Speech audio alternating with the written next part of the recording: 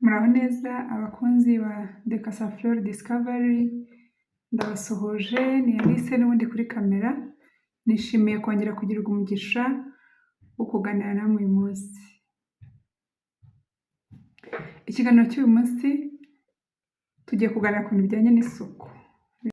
Murabizi n'ubundi tuganira ku bintu bitandukanye bireba umuryango n'abawugize. Hari ikintu maze iminsi mbona nkabona ntabwo ari cyiza, ndavuga ngo reka nzakiganirizeho abashuti ba The Casaflor Discovery. Ni ikintu kijyanye no kunuka icyuya. Bamwe numva babyita igikara, sinzi, ariko ngira ngo igikara icyo banza ari uburwayi, ariko ubusanzwe umuntu wese agira icyuya. Uwo waba uri we wese, waba uri umusirimu, waba uri umuturage, waba uri ufite amafaranga, uri umukire, waba uciriritse cyangwa se uri umukene, umuntu wese agira icyuya. Hanyuma tubyitwaramo dute? Mu by'ukuri biragayitse kuba umuntu yakumva icyuya cyanjye kikamubangamira. Umuntu wese uhumeka agira icyuya. Reka aka kantu ngaceho umurongo, mwe kuvuga ngo Alice none ibintu natuzaniye ni ibiki? Umuntu wese uhumeka agira icyuya. Utu tuntu twitwa udupole mu gifaransa, utu twenge tugira ku mubiri nyine tudegaja, dusohora, sinzi uko ndi bubyite, ariko waba wirutse, waba wagenze buhoro, waba gusa nyine abantu turatandukanye. Ikindi ngira ngo biterwa n'umubiri w'umuntu, binaterwa n'imyaka, kuko ngira ngo hari imyaka umuntu ageramo ahari. Reka mvuge nko ku bagore, igihe bari muri menopause bagira umubiri wabo ugira ubushyuhe cyane, bashobora kuba batranspira cyangwa se batutubikana. Ariko ibijyanye no kunuka byo nta nubwo biterwa n'uko umuntu yatutubikanye. Ushobora no kugira impumuro mbi utatutubikanye. Ariko muri make nashakaga guca akarongo kuri iki mvuga ngo umuntu wese agira icyuya.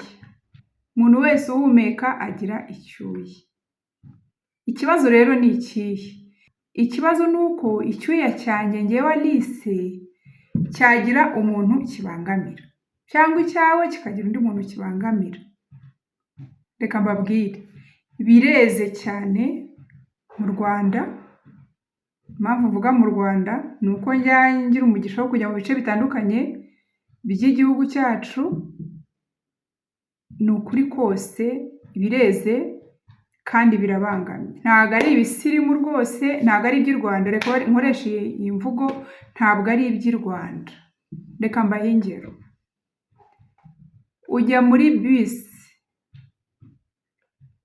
ukicarana n'umuntu yaba ari muri shira umuteto, yaba ari muri kwasiteri isanzwe, uburyo nyine tugenda twegeranye, cyangwa mu modoka. Tureke no mu modoka, ushobora guha umuntu lift, cyangwa se wowe ugasaba lift, umuntu akakunukira, ukabura umutekano, ugatangira kwitsamura, ukumva ugize isesemi, ukumva unaniwe guhumeka, ukumva ugiye kuba suffocate neza, ukumva umwuka ugiye guhera.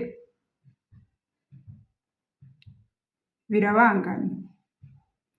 Ugira gutyo ukajya muri resitora ugiye kurya, umuseriveri uje kuguseriva akagukubita icyuya, ikintu cy'icyuka. Urumva wari ugiye kurya, urashonje, ugahita wumva inzoka iracuramye, kwa kundi tujya tubyita ngo inzoka igahita icurama. Kandi urumva nk'uwo ari mu kazi ari gutanga serivisi. Mu by'ukuri ibyo bishobora kuba n'impamvu ituma umuntu acika ku kuba yarira, yakomeza kurira muri iyo resitora. Kandi ntabwo ibi bivuga ngo harahenze cyangwa haraciriritse, oya, ariko kubera umuntu ukora aho hantu. Ujya muri salo gukoresha imisatsi, kwiyogoshesha se, gukoresha inzara icyaba kikujyanye muri salon de coiffure icyo ari cyo cyose, umuntu akagusuka akunukira, umuntu akagukorera inzara anuka ukabura ubuhumekero, noneho nk'abadamu twebwe umuntu aba ari hejuru yawe ku mutwe, mana yanjye, ukumva neza neza ubuze umutekano kubera ibintu by'amafuti rwose umuntu ashobora no kurwanya bigakunda. Hari n'ikindi kibangamye abantu banuka mu kanwa, umuntu akakuvugisha kandi murabizi abanyarwanda dukunda kuvuga twegeranye, umuntu ajya kukubwira akakwegera, hari nko gusanga mu biro akaguhagarara hejuru akakubarara hejuru, wakweguka ngo umutege amatwi akakunukira mu kanwa ukumva ugiye nko kuruka. Njya nibuka hari abantu twakoranaga kandi n'uwo muntu twarakoranaga, ni ahantu nakoraga kera, ntabwo ndi buhavuge nta mpamvu. Hari umuntu iyo yinjiraga muri ofisi, iyo yinjiraga mu biro byacu twahitaga dukingura, twashakaga ikintu tukazunguza kugira ngo umwuka usohoke, mu by'ukuri byabaga bibangana. Yahasigaga ikintu cy'icyuka ukibaza ngo umuntu uri bwinjire, buriya umunuko iyo uri ahantu uri ntabwo ubyumva cyane nk'umuntu uri buhinjire. Iyo umuntu aturutse hanze akinjira aho muri hanuka niwe ubyumva cyane, mushobora kuba munabyumva mwebwe ariko mutabyumva cyane. None ukumva ugize ikibazo cy'umuntu uri buze kwinjira muri ofisi, aravuga ese nitwe turi kunuka, ukumva waba usohotse kugira ngo hatagira umuntu uza kwinjira ngo agusangemo, birabangamye. Ujya mu iduka ugiye kugurira umuntu ikintu ugasanga ukumva hose haranuka, ukibaza ese uyu muntu ni ibicuruzwa byose, ukumva hari n'umunuko wabigezeho kubera ko nyine uba uturutse hanze urabyumva cyane. Kandi uwo muntu afite iduka ryuzuye, afite ibifaranga byinshi, ariko afite ako kabazo.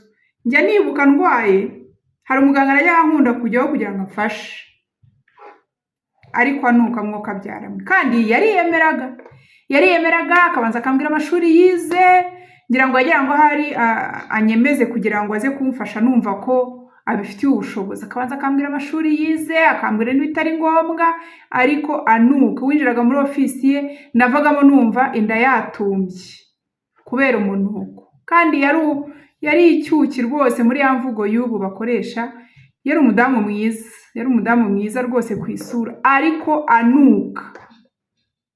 Nawe hari abantu uzi, umuntu agira gutya mu rugo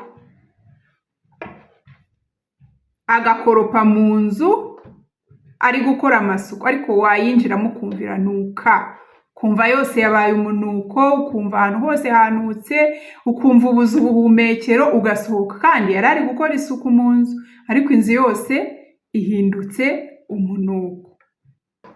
Kuri ba bantu rero basoma agacupa, umuntu akaba yarayifatiye agacupa afite indarane mu gitondo, wenda asanzwe yigirira n'isuku nkeya cyangwa se iringaniye, akakuvugisha ugahita ugira ngo ni nk'ikintu bafunguye cyari gipfukiranyemo ibintu biboze, ugahita wumva umunuko urakwishe.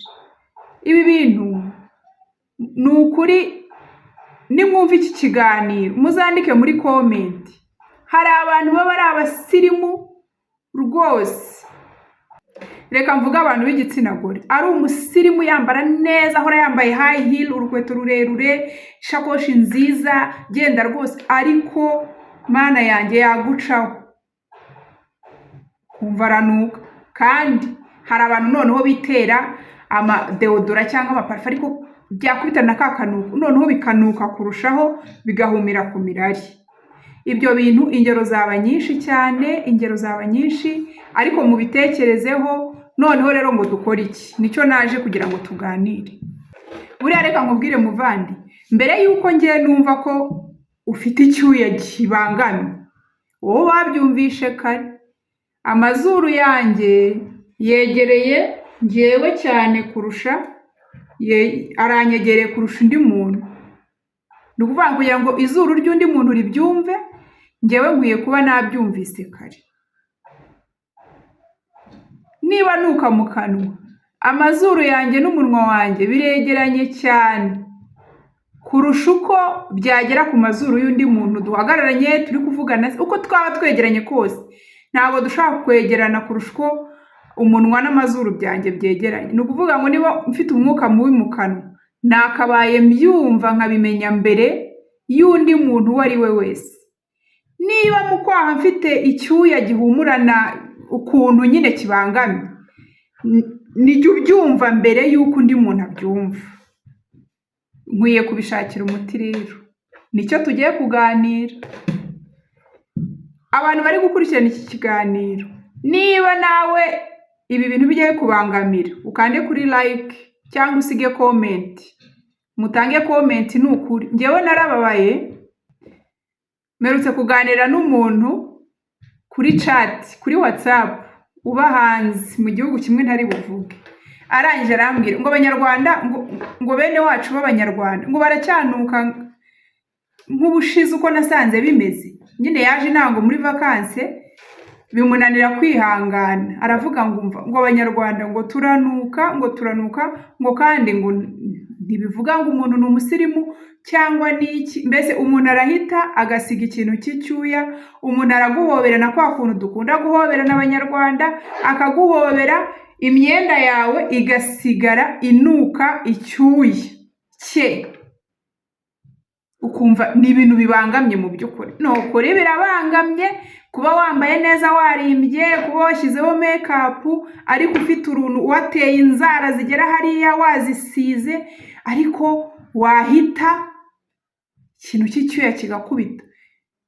Waba ugiye muri office muri biro y'umuntu ari service ugiye gusaba, uzi ko hari umuntu ushobora kuza gusaba service ugahita umwikiza kugira ngo adatinda aho ngaho, kubera ko service aje gusaba wenda irasaba ko amara iminota 5 cyangwa 10, ariko kubera ukuntu ari kukunukira ukumva ntabwo iyo minota wayihanganira, ukaba wamuha igisubizo cy'uba wenda ngo ntabwo birushoboka uyu munsi kugira ngo urebe ko akuvira aho ngaho. Twisuzume. Nababwiye ndabizi nyine abantu tugira imyumvire itandukanye, njya mbibona muri comments z'abantu, hari abari buvuge ko ari ukwirata cyangwa ari ukundi kuntu. Oya, ntabwo ari byo, ahubwo nuko nabonye ari akantu kabangamye kandi karabangamye pe. Uzi kugira ngo uhe umuntu umwana akamuterura, murabizi duterura abana tubahagatiye, hari ukuntu umuntu aterura umwana amuhagatiye gutya cyangwa se akamuheka. Amaboko y'umwana iyo umuhetse ajya gutya mu kwaha, sibyo? Abamama tubiziranyeho, iyo uhetse umwana utuboko twe utuzana gutya mu kwaha, hanyuma wa mwana, niba uwo muntu uhetse umwana afite icyo kibazo, wa mwana wamwururutsa ukumva wese aranuka no mu mutwe na twa tuboko n'utuntu twose. Ni ukuri birabangamye pe birabangamye. Dukore iki rero kugira ngo tubikemure? Biroroshye cyane, ni ibintu byoroshye cyane. Buri icya mbere kugira ngo umuntu akire indwara afite, nuko abanza akemera ko ayifite, wakiyemerera ko ayifite, akavuga ati iyi ni indwara kandi ni ikibazo, reka nshaka umuti. Iyo ni intambwe ya mbere kandi nyamukuru nyamukuru. Ikindi cya kabiri ni ukubishyiraho umwete, kavuga ati ibi bintu ngomba kubirwanya. Niba mbonye umuti ngomba kunywa kuri gahunda, muganga yambwiye ko nzajya nywa gutya na gutya, akubahiriza gahunda. Iyo utemeye ko ufite uburwayi cyangwa se ubwo burwayi ari ikibazo, ntabwo ujya kwa muganga. Niyo ugiyeyo wenda bitakurimo cyane, ntabwo unywa imiti nk'uko bikwiye, bityo rero bibyara izindi ngaruka n'ibindi bibazo. Nibi wenda ntabwo ndi bubyite uburwayi, buri wese abyita uko ashaka, ariko njyewe nabyise ko ari ikibazo kibangamye mu muryango. Ni ukuri hari abantu twaganiriye barambwira ngo iyo umugore afite icyo kibazo nyuma y'igihe runaka n'umugabo nawe ngo birandura. Iyo umukozi ukurerera umwana afite icyo kintu n'umwana, kubera kwa kumuheka navuze, kumuterura kugira gute, usanga umwana nawe yaranduye asigaye anuka. Iyo umugabo anuka nyuma y'igihe runaka n'umugore we usanga nawe byaramugiyeho. Dukora iki rero kugira ngo ibyo bintu tubirwanye? Ni ibintu byoroshye, ntabwo bisaba kuba ufite amafaranga menshi, ntabwo bisaba kuba ufite ubumenyi buhambaye, ntabwo ni ukumva ko ari ikibazo kandi ugashaka uburyo ki ugikemura. Ikintu cya mbere ni ibintu bibiri kandi biboneka binashoboka. Ikintu cya mbere ni ikintu cyitwa indimu. Indimu wasanga uyiteye iwawe mu rugo, ingo nyinshi ziba zifite indimu, mu cyaro aho bakunda guhinga abantu benshi baba bafite ibiti by'indimu. N'utagiteye wayigura mu isoko kandi wayikoresha inshuro nyinshi zirenze imwe. Ufata indimu umaze gukaraba. Ikibazo rero abantu bagira ikibazo cyo kudakaraba. Hari abantu batajya bakaraba buri munsi. Hari abantu badakaraba buri munsi, banza ngo gukaraba buri munsi bituma abantu bananuka. Hari abantu badakaraba buri munsi, ubwo bo ntabwo nzi ukuntu biri bugende, ariko nabo bazagerageza. Mu by'ukuri iyo noneho udakaraba ufite n'icyo kibazo, murabyumva nawe bihumira ku mirari. Ariko ibi bintu navuze ntabwo ari uko abantu baba batakarabye. Abenshi rwose baba bakarabye, arakaraba ariko umva akanuka bien bikarenga ibikenewe.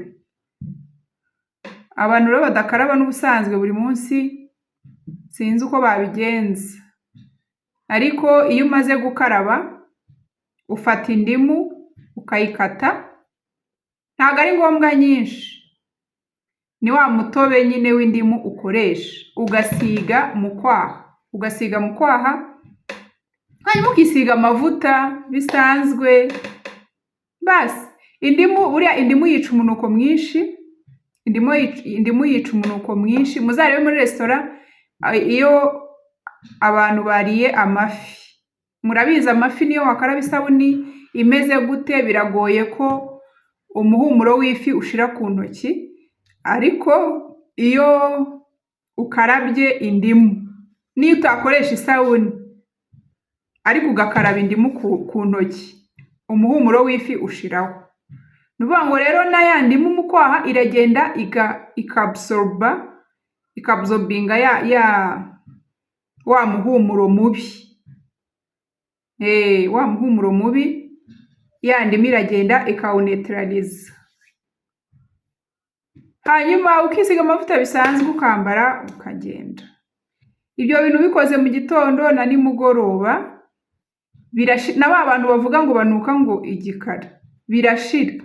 Nibishaka nibishire, ujye uhora ukoresha indimu uko ukarabye, usiga akadimu mu kwaha hanyuma ugende. Ni ukuri muzambwira muri comment nyuma y'igihe runaka bishobora gushira burundu. Icyo cyo ntabwo ndi bukibemeze 100%, ariko uwo munsi wayikoresheje ntabwo uba uri bunukire abantu. Muzi ko umuntu anuka kugeza ubwo n'imyenda imesa ikaguma ikanuka cyacyuye, isabuni ntibashe kubikuraho kubera nyine biba byarabaye too much, byaragerekeranye, simbizi, byarahwanye, hari n'umwenda sinzi ukuntu nabivuga. Icyo ni kimwe. Hanyuma ikindi cya kabiri ni ikintu cyitwa roll on. Roll on rero ziratandukanye. Njyewe nagerageje roll on zitandukanye, ariko nabonye roll on ya Nivea ikora cyane kurusha ubundi bwoko bwose. Roll on ya Nivea aho ihenda igura 5,000, ariko ahenshi ni 4,500 nko muri za Simba no mu isoko zitandukanye aho bacuruza amavuta. Roll on wayibona. Umaze gukaraba wikoresha ute? Urakaraba, warangiza ukayisiga mu kwaha, ukisiga amavuta hanyuma ugasiga mu kwaha ukambara. Wirirwa umeze neza nta kintu. Impamvu mbabwiye ngo roll on ya Nivea izindi numvise ari ukuntu uzisiga mu kwaha, noneho zaza guhura n'icyuya nyine cy'umubiri, ukumva byahindutse ukundi kuntu, ukumva hajemo agahumuro katari cya cyuya usanganywe, ariko ukumva nanone ntabwo harimo umuhumuro utari mwiza. Ariko Karoloni ka Nivea rwose ubwoko ubwo ari bwo bwose, yaba ari iy'abadamu yaba ari iy'abagabo, ngewe nkoresha ifite agafuniko kenda kuba umweru ariko urimo nk'agapink, cyangwa niyo wakoresha iy'umweru, niyo wakoresha iy'abagabo y'ubururu, iyo wakoresha yose, yaba ari iy'amavuta yaba ari imeze nk'amazi cyangwa nka glycerine, zose ni ukuri uba uhumura, ntabwo icyuya cyawe gisohoka ngo kigere hanze kibangame. Ngayo nguko rero ndatekereza yuko mu by'ukuri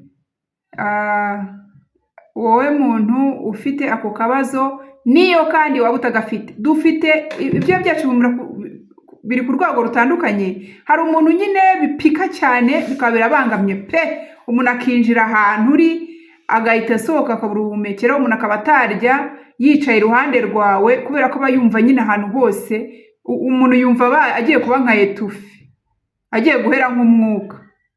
Noneho hari n'ugira ikiringaniye, hari mu by'ukuri hari n'uwo gukaraba biba bihagije, ariko ku buryo wumva karimo ku buryo wumva karimo. Rero kugira ngo tubeho nyine nta wundi muntu tubangamiye, ejo ne kugira serivisi mbura kubera iyo mpamvu, ni byiza ko ukoresha Karoloni.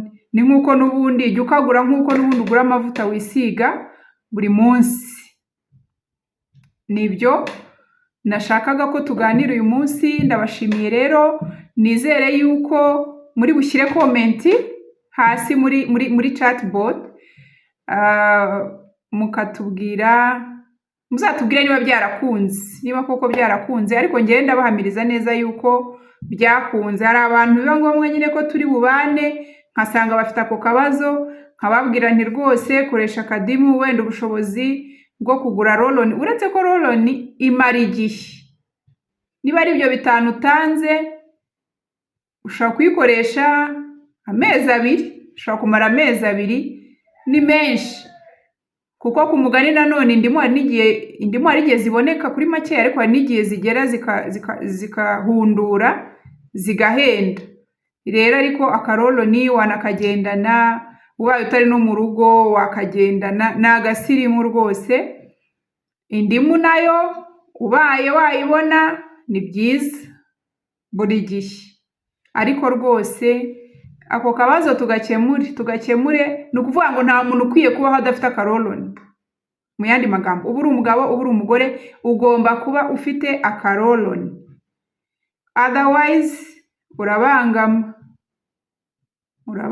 rwose mu buryo bumwe cyangwa ubundi. Twisuzume rero twese kugira ngo tutagira umuntu tubangamira. Ndabashimiye cyane abakomeje kubana natwe, mukomeze mukore kuri subscribe, mukore kukazogera kugira ngo mujye muhita mubona ko ikindi kiganiro cyashyizweho, mu sharing link ku bandi bantu kugira ngo nabo bakomeze bumve ibiganiro byacu. Njya mbona comments z'abantu benshi ko hari abo bigirira umumaro, hari abagenda bambaza ibibazo bitandukanye nkabasubiza kuri WhatsApp, wenda simbasubiriza igihe, ariko iyo nahugutse ndabasubiza. Ndabashimiye rero, Imana ibahe umugisha, naho ubutaha.